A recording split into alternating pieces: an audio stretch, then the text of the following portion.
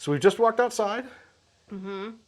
We're in this portico right now that is original to the house. You get a really cool view of it if you step downstairs and turn around. It's got these amazing Gothic arches on the sides, which were becoming really, really popular in London in the 1750s when the house was built. Again, this is the guy knew what he was doing beyond a shadow of a doubt. Yeah. And this is a liminal space that was kind of a mix of indoors, outdoors, and became this entryway for this amazing garden. Well, and as you said, this is the river door entrance, and he gave them a spectacular experience regardless of what entrance they came in. Exactly. Up to and including what we believe to have been a mixed-use garden. So we've got some documentary evidence, but not masses of it. We've got a lot of archaeological evidence that has told us a lot about this space. You'll have to pardon our weeds. The thunderstorms this summer have just made it go gangbuster. Yeah, this is, for Virginia, this has been an unusually wet and rather quick hot summer. Yeah, it has. It has.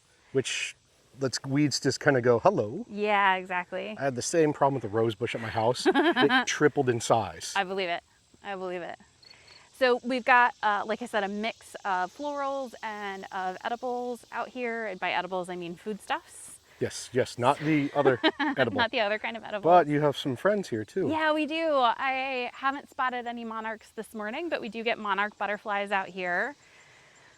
And we got a lot of wild and crazy things that we don't see very often in modern gardens. Well, what I love is that the fathers almost all kept bees. Yeah, we don't know about it here at Gunston Hall, but it was really common. They were starting to figure out the connection between bees and pollination. What are those yellow birds that are with black wings? I just saw goldfinches. Two of them. They have moved into this garden and they love it. They really love the echinacea right here, the purple coneflower. They also love some of the amaranths. Another theory, those things we talked about, the parts that hang down, they're echinacea. Oh, I love it. I love it. Yeah. So there's 4 camps now. Yeah, love it. Love it. This is one of my favorites of all of the flowers. Oh, I had one of these as a child growing up. Yeah, Love Lies Bleeding is one of the most common names, Amaranth caudatus. Well, you are incredibly knowledgeable about this house, which you would hope someone is if they haven't.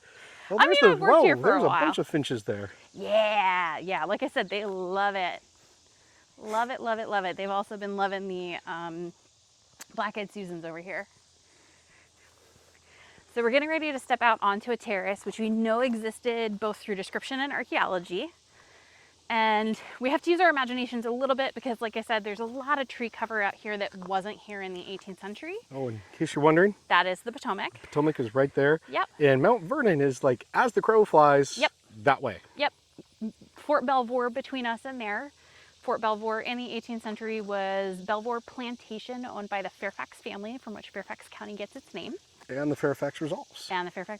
Which, that is one of the critical documents that George Mason is the principal author of. He and George Washington sat down to write that together, if I remember correctly, late June, early July of 1774. And it was ratified on July 14th. Oh, now this is a beauty shot here. Oh, isn't it just? See, this... You don't even have to love history. You could just love houses and architecture. But there are so many reasons to come visit Gunston Hall and all these other amazing places. I mean, the fathers really went out of their way to make their homes homes. For sure. Now, I keep saying fathers. George Mason, founding mothers. There are founding mothers. And as my viewers will know, I actually have a series where I'm visiting the founding fathers and I'm visiting the founding mothers. Yeah. The founding mothers definition, though, is a lot harder to prove than the founding fathers. I mean, I'd argue that Sarah Brent Mason, Sarah Ann Eilbeck Mason, they're founding mothers. They're involved in this just as much as the men are. And I do consider them founding mothers. Yeah, absolutely. I do. It's a lot harder to prove because their contributions weren't always acknowledged as easily. Exactly. They're not recorded in the documentary evidence in quite the same way. Yeah. So we've seen this, and we see there's some other buildings from Mason Hall. Yeah. What else can we go see?